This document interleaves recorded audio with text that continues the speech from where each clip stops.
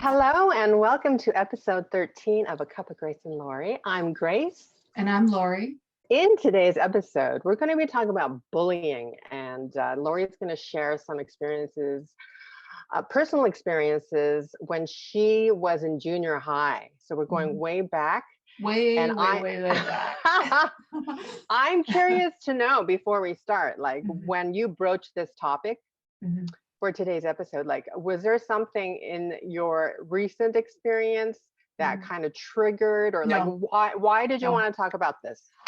Just curious. Well, I get these email reminders and things, and I received one.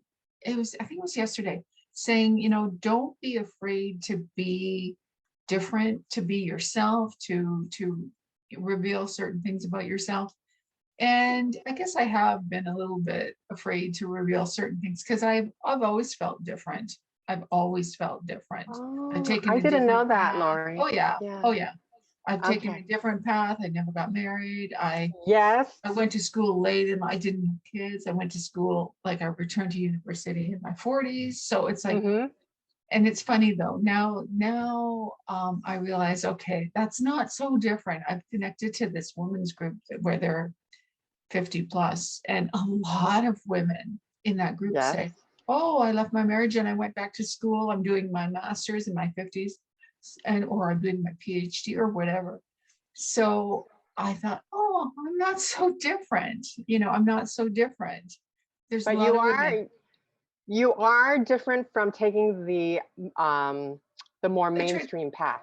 Yeah, exactly. Yes. But many traditional path. I don't even want to say many, just women, many people have. So as you feel more comfortable with your choices, you realize, okay, other people are doing different things too. So anyway, so this email, I thought, okay, what would I not want to share? Because I would feel, it was like, you don't have to share what you don't want to share, right? I know. And I'm like, I'm going to share this one though, because it does, bullying, when I hear about it in schools or whatever, obviously because I experienced it, I feel quite close to it, and I feel, wow, this should not be happening. I mean, it's so destructive, right? So I thought, no, I'm going to share my experience and how I did or didn't deal with it. So I'll just jump right in.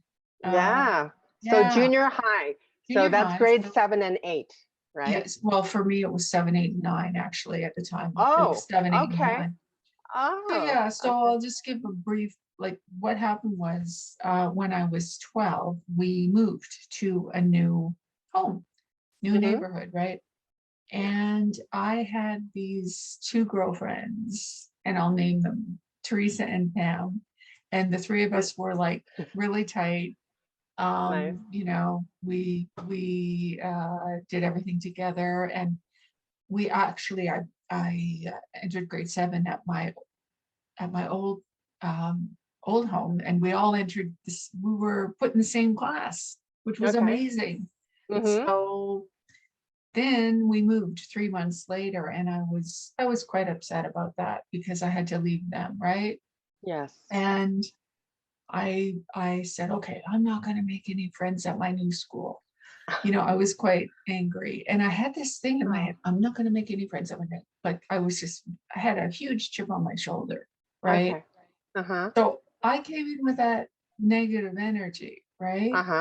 And I attracted negative energy as a result. So what happened was, in my homeroom in grade 7, there were these, not everybody, by the way, like some of my homeroom class was nice, but there were the ones that I was seated with, or whatever, turned out to be mean girls. I don't know if you've seen that. Oh, remember that movie? Yeah, they were quite mean to me. And I was actually really thin in grade 7. I was flat chested. I wasn't developed at all yet. I was more of entered puberty a bit later, like more into maybe end of grade 8. So I and I was quite quiet, you know. Mm-hmm. So I can see that. yeah. And I was into my own, like I was very already creative person. I like to draw and I like to do Oh. crafts, and I was already kind of developing that creativity, which I enjoy now. But I was quiet and more introverted then, right? So these girls decided they didn't like me or whatever. And they said I was too sexy. I was 12. And they started saying, oh, look at her. She has a sexy walk. I'm 12. Yeah. How can I have a sexy walk when I'm 12? You know? So anyway, there was this movie. It was a porn movie, and it was very popular then, called Deep Throat. You won't I've know heard it. of it. Oh, you have. I've heard of it. Well, yeah, and it was, I don't know why it was probably popular because it was like one of the first movies that kind of, I don't want to say it went mainstream, but it was very well known. And the actress in it, her name was, and this is her stage name, obviously Linda Lovelace, right? Okay, yeah. So this group started calling me Linda Lovelace. Oh, brother. Yeah, exactly. You know, because whatever. So so that was bad enough, right? You know, but then they got worse. And so that was like every day they would, you know, oh, here's Linda Lovelace or whatever, right? Oh, look at her sexy walk, whatever. Then one day I was went into the girls' washroom, and they were either there or they came in after me, and they tried to push me into the toilet. There was like 4 of them. I know who they are. And they tried to push me, right? And I kicked them. Good. Yeah, I kicked them. Yeah. Like I had I was holding the walls or whatever, but then I kicked them all. And so nobody ended up pushing me in there because they couldn't, whatever. They couldn't unlodge me, I guess, or whatever. So good for you. Oh yeah. So strong. Then it seemed to, as I think in grade 8, as I said, I started to fill out a bit. And I looked better. I started to dress a little better, and I had a bit of shape, and I know I looked better, if you know what I mean. And they seemed to back off when I guess I started getting boys' attention or whatever. I don't know, but they seemed to back off when I looked better, when I filled out a bit. I don't know why, but they did back off and they stopped it, which was good. But during that time in grade 7, I mean, it was not, fun for me to be at school, right? I would look forward to the weekends because Monday I'd be like, oh God, like I have to go back there. And I didn't tell anyone about it. Okay, I want to ask you if you told anyone. No, I didn't. Back then, it's not like nowadays where they have these anti-bullying committees where students and like at the school they participate on them, right? Which or is hotline. Great. Or there's a hotline, but even at the school they have like a committee now, right? Yeah. And it's not just it's bullying, it's also anti-racism, whatever, right? Sure. Yeah. Those are great, but they didn't have any of that back then. And also bullying wasn't like the internet has made so many things has brought so many issues to our consciousness. So with no internet back then, it just, these issues were kind of like still under the rug. They happened, but they weren't receiving like the media attention or whatever, right? Yeah. That they do now. So no, I didn't tell anyone about it. And so how did it make you feel? Awful, terrible. So were you scared of going to school? I wasn't so much scared as I was Well, yeah, no, I suppose I was, but it was more like I just didn't want to. Who wants to experience that? So I did not look forward to going to school, Did it cross your mind to maybe tell a teacher? No, Did you want to? You didn't trust I anyone probably didn't enough? trust. I probably didn't trust. And anyway, I felt this is weird, but I felt my teacher, I kind of felt some vibes from him. So I would not have, it was a male teacher, and Okay. Yeah. I, yeah, Okay. I wouldn't have confided in him. Mm-hmm. There was another male teacher I had later, and maybe he was a bit more professional, I guess you'd call it. But Mm-hmm. but no, I wouldn't have. I remember I was shy then, I was quiet, not confident, so no. So during that time, when you said that you moved to a new school Yeah, and you kind of resolved that you would not make new friends. yeah, yeah. So did you end up making friends I did. Yeah, I during did. that time? During that time Yeah, when I you were did. being bullied? So Yeah. did you confide with your friends, or did your No, friends witness this? no, Okay. I didn't because they knew them, you know. Uh-huh. And were they Uh, afraid of the mean girls? uh, well, those girls weren't mean to her or the other one, right? It was like Yeah. there Uh-huh. were, but yeah, they they knew them, so I wouldn't have told them because they were, I don't want to say they were all friends, but we were all kind of in the same classes. Uh-huh. So you mean No, your friends were not aware of this bullying that was happening? no, nobody was. Nobody was. Yeah. Oh, Just okay. me. Oh, They were well, mean to me you where? Where? Like, in so my it wasn't out homeroom, in the open, in my but homeroom. weren't there other students around? They would have Well, heard, you know no? how, like you're sitting in tables. So we were in one table of maybe six people. There was another table of six, another Okay. table of six. The other Okay. tables wouldn't have known because they were over in different areas of the classroom, right? So Okay. only the table of six kind of knew. And Oh, yeah, okay. so no, I didn't tell anyone.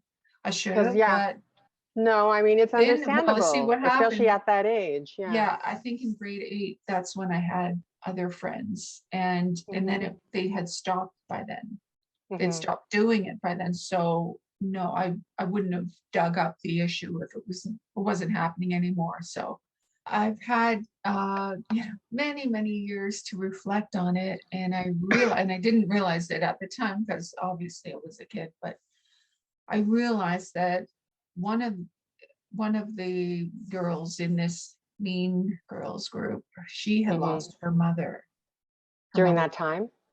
well, it was about 2 years earlier. So Okay. she was probably in a lot of, well, of course, she would have been in a lot of pain and feeling, pretty crappy, I'm sure, and Mm-hmm. powerless. Yep. The other two, at least two of them in that group, both their parents were divorced.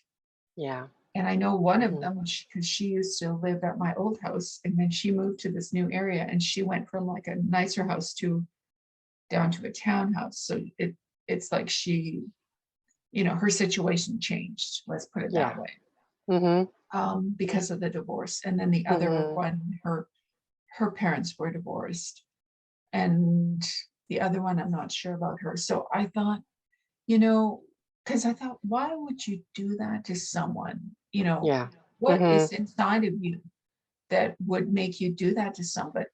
And Mm-hmm. then I realized, and it's a feeling of low self-esteem that you have yourself, feeling powerless, feeling like you want to put someone else down because you don't feel very powerful yourself or confident, but I think it's more power, a feeling of power, and you don't feel you have any, or control, Mm-hmm. or whatever.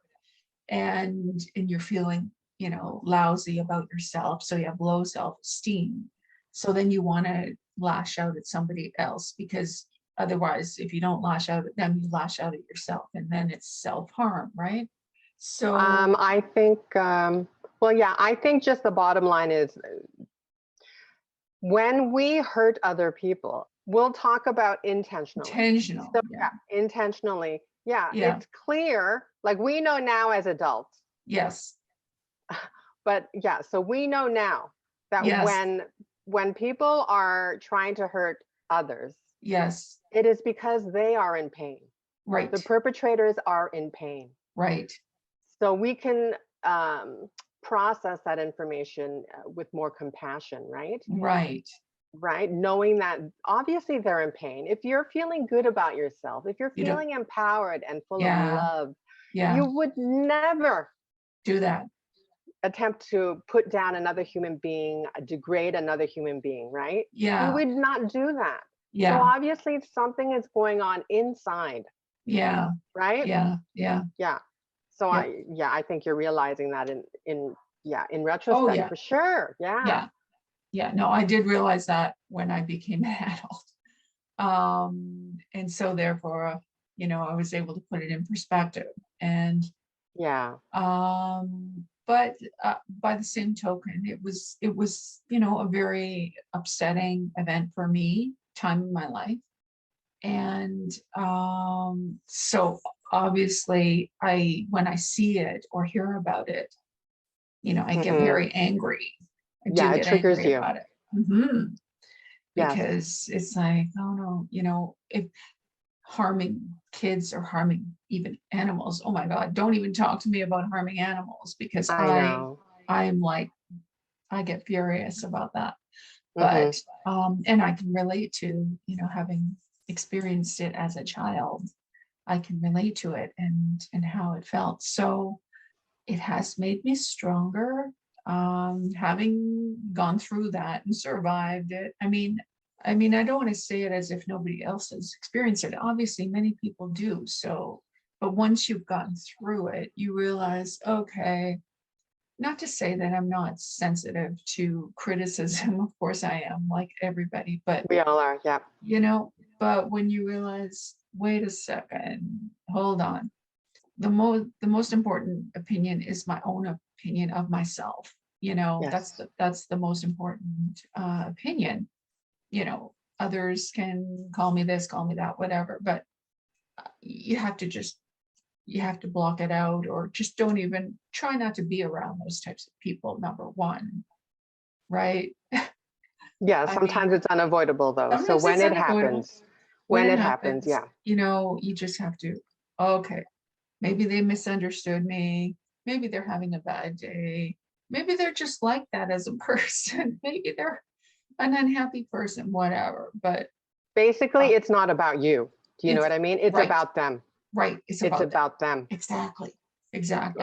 And I'm able to say that now. So it doesn't devastate me as it once did. And I experienced this, when I was heavier over the last few years. I experienced not bullying, but criticism. Let's put it that way: criticism or unspoken criticism. Maybe that's unspoken criticism. Okay, let me know what you mean by that. Where you feel that you're not accepted because. So it might not be true, but that's what you're interpreting. Well, there could be certain. You feel. Give me an example. We can treat. We don't always have to voice our criticism. You can treat someone.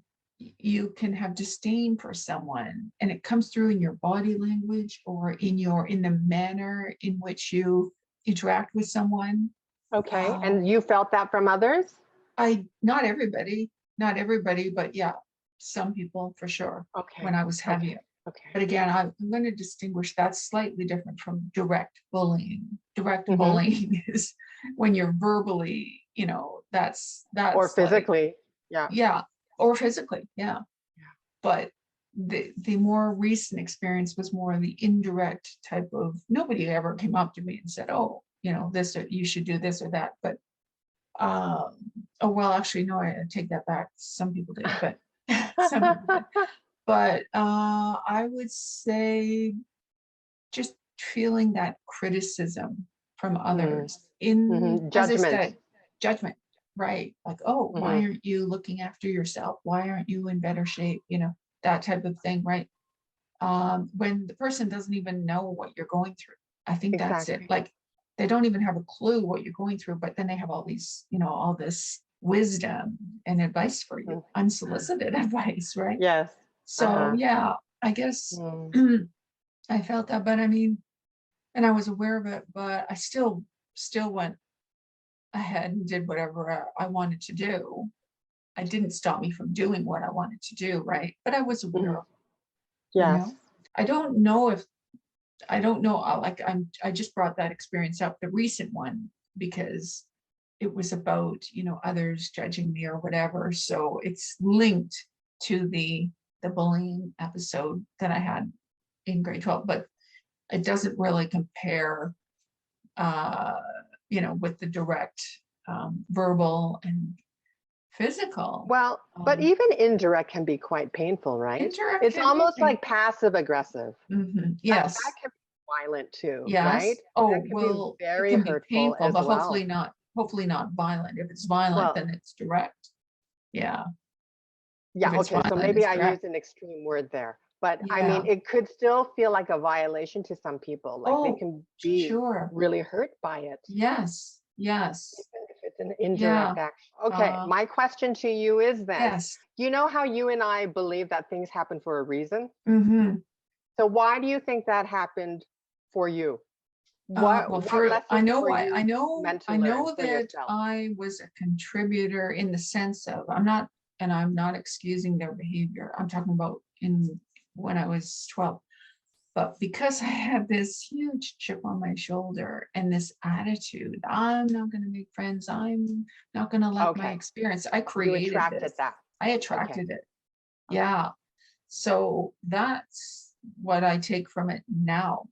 Probably earlier on in my life, I wasn't able to connect those dots. But now I'm like, wait a second, if you didn't have this attitude that you had when you came in, you wouldn't have attracted that. So that's my big lesson.